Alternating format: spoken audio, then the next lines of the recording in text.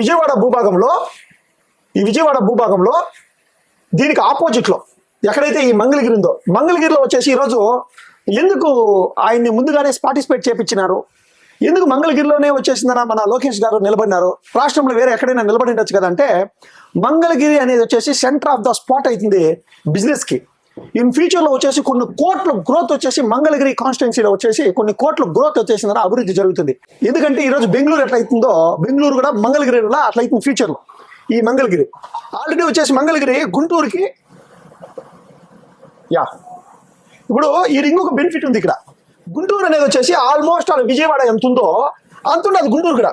గుంటూరు ఏమి తీసిపోయేట్లేదు కాదు, Guntur very very important. ఎక్కడ వచ్చేసిన చాలా పెద్ద టౌన్ అనేది, చాలా పెద్ద సిటీ వచ్చేసి ఉండదు నగరం. విజయవాడ అనేది వచ్చేసి చాలా పెద్ద నగరం వచ్చేసిందని ఉండాలి. ఈ విజయవాడ నగరానికి, ఈ గుంటూరు నగరానికి మిడిల్ స్పాట్ లో ఈ స్పాట్ ఏదైతే ఉందో, ఈ స్పాట్ మొత్తాన్ని వచ్చేసిన ఆయన అభివృద్ధి చేయాలనుకుంటా ఉన్నాడు.